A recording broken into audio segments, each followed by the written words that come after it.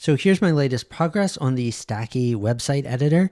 So thanks so much for all your feedback in the last video. I was able to implement a lot, still have a lot more to do, but I want to show you some of the new features and how to use AI to edit pages and components.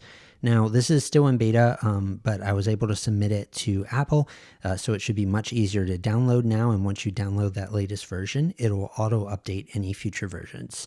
I still wouldn't recommend building a real project with this yet, since it will be changing a lot, but I'm working on hopefully finding a development partner to bring this to life even faster.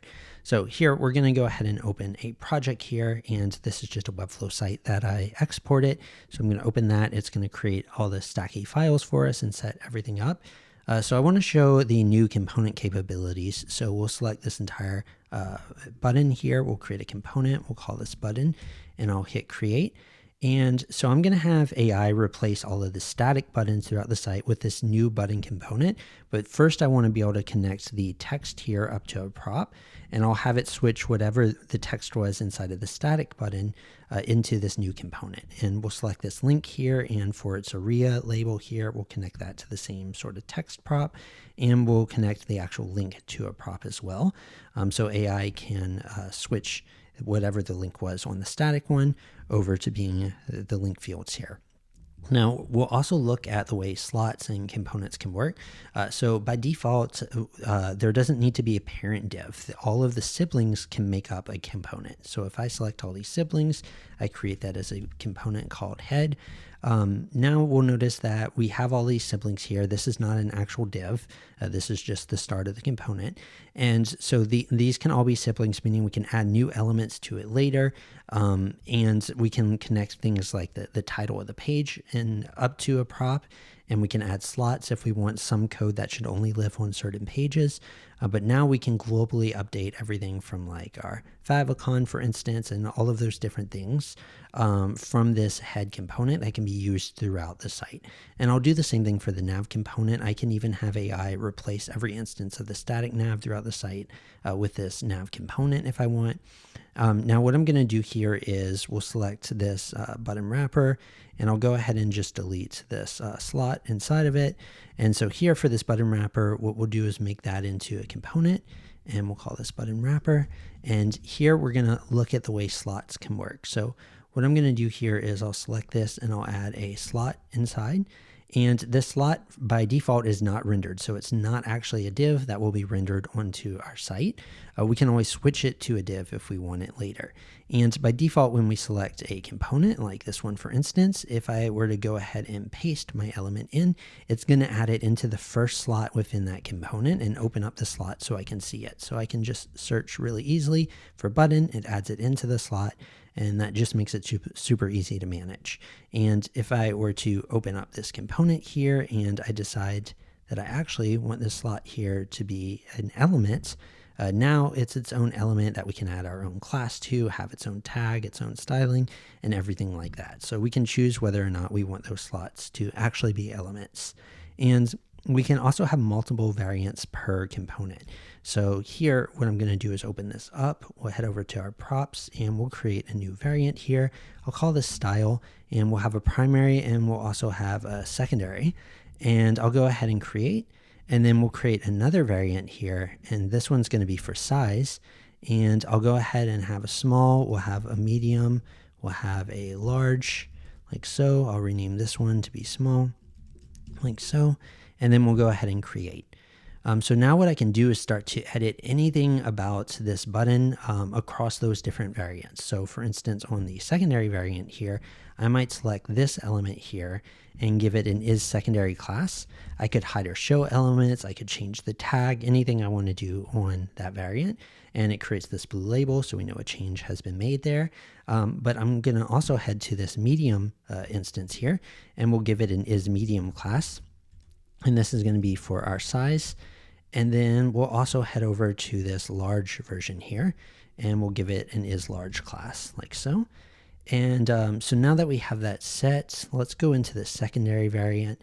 Let's select this element, because this is where the actual colors and stuff are at.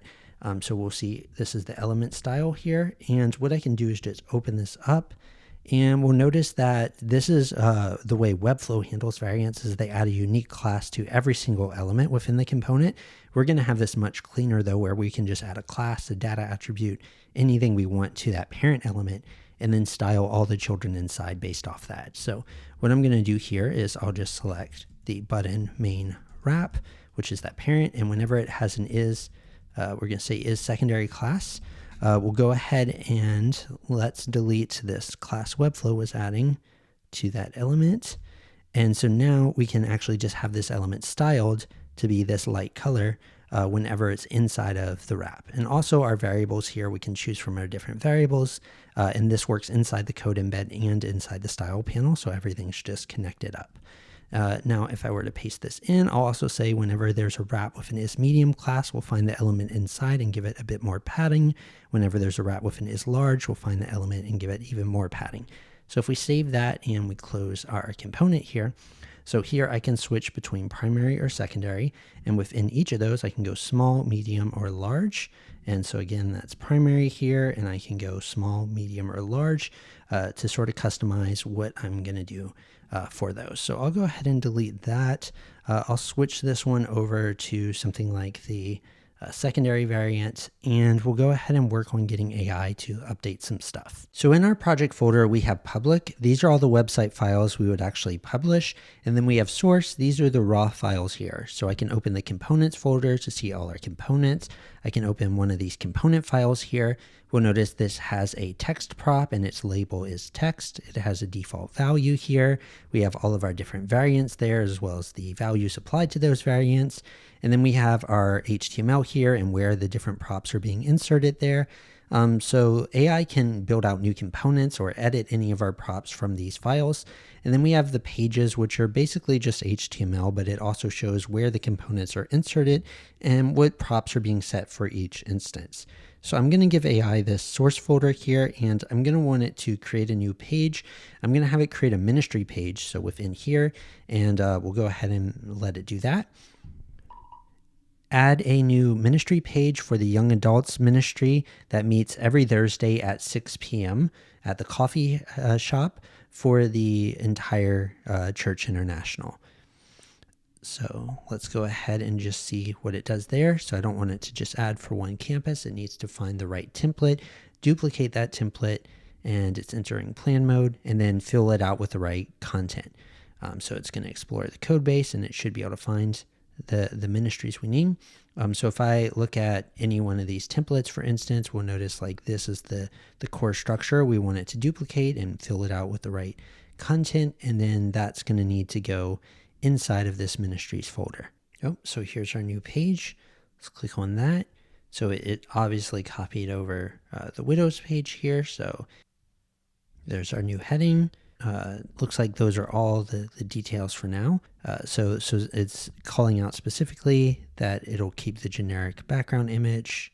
It's going to remove the widow specific image. Okay, there we go.